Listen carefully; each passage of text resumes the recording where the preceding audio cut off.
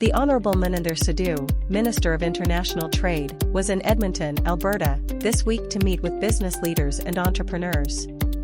Minister Sidhu participated in a fireside chat with the President and CEO of the Edmonton Chamber of Commerce and delivered keynote remarks to a divers.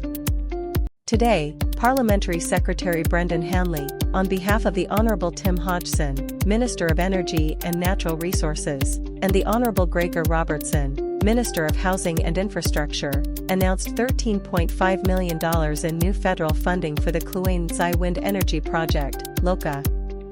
Today, the Honourable François-Philippe Champagne, Minister of Finance and National Revenue, chaired a meeting of G7 finance ministers to discuss further measures to increase pressure on Russia to end its war against Ukraine. Russia's increasingly aggressive stance, including recent bombings in Ukraine.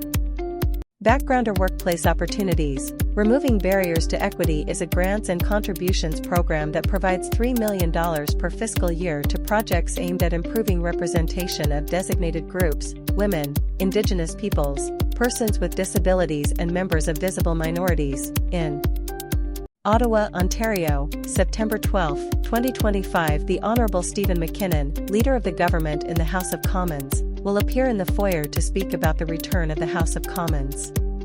Press conference date September 15, 2025. Time 9:30 a.m. EDT location foyer of the House of Commons, West B. On September 10, 2025, the Correctional Service of Canada held a change of command ceremony at Kent Institution in the Pacific region.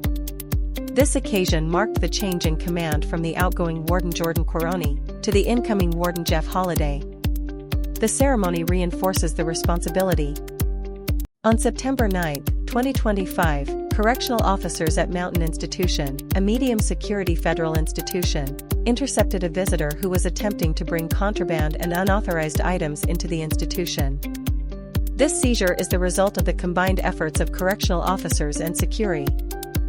Today, members of the G7 RRM as well as G7 RRM associate members issued the following statement. The G7 RRM notes recent statements made by Australia, Canada, France, Germany, the Netherlands, New Zealand, the United Kingdom, and the United States, condemning transnational repression and other Gatineau, September 12, 2025. Today, the Honourable Stephen Guilbeault, Minister of Canadian Identity and Culture and Minister responsible for official languages, announced the appointment of Lise Moreau as the next Secretary of the National Battlefields Commission for a term of 3 years.